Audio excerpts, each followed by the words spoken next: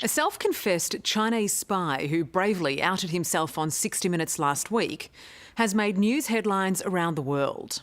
Wang William LeCheng has also come under fierce attack from high-ranking Chinese government officials who dismiss him as a convicted fugitive.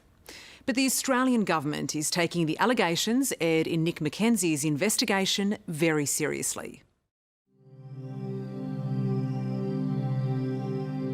Wang William LeCheng is the first Chinese spy to ever publicly blow his cover in Australia. He's exposed secrets about China's interference operations around the world. But in exchange, he desperately wants Australia's protection.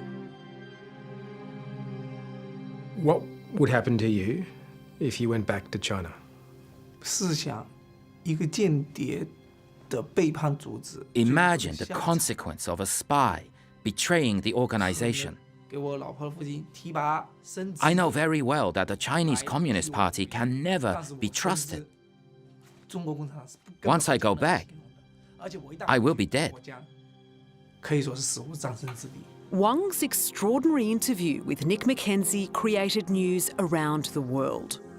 A self-confessed Chinese spy in Australia says that he's offered a trove of intelligence information. The allegations are shocking. As expected, his claims incensed the Chinese Communist Party, which accused Wang of being a convicted fraud and wanted fugitive. They say this video is him facing court in 2016. But Wang says that's a lie and it's not him. The Australian government's response to Wang's story has been revealing. These matters were already under investigation. And in an extraordinary move, Australia's National Security Agency issued a statement saying the 60 Minutes report contained allegations ASIO takes seriously. It went on to say the agency was previously aware of matters that have been reported and has been actively investigating them. Well, the fact that ASIO has made a very rare statement today adds to the seriousness of these allegations. It seems Taiwanese authorities are taking Wang's allegations seriously too. Is it right what you're saying? Your job was to meddle in Taiwan's upcoming presidential election secretly for the Chinese government?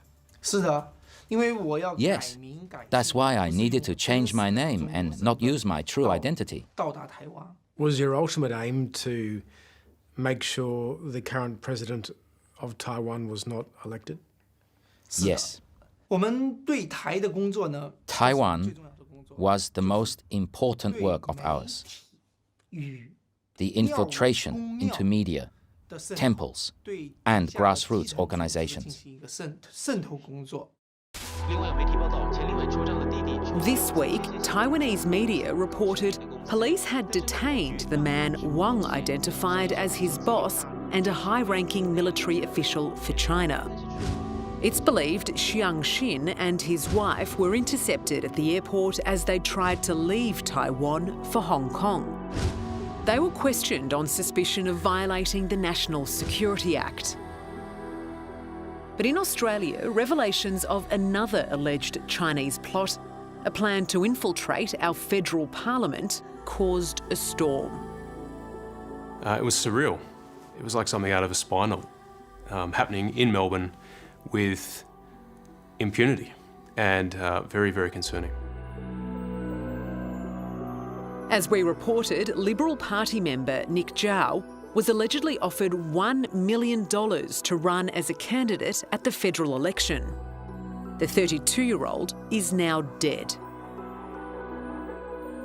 I find the allegations deeply disturbing and troubling.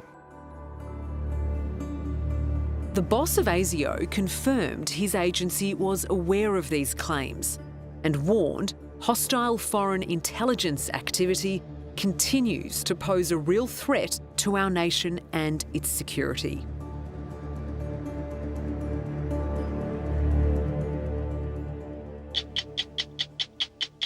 This is not the last we'll be hearing about attempted Chinese influence in Australian affairs. We'll We'll keep you up to date on developments, including how Wang Lichang fares in his attempt to be given safe refuge here. Hello, I'm Sarah Arbo. Thanks for watching.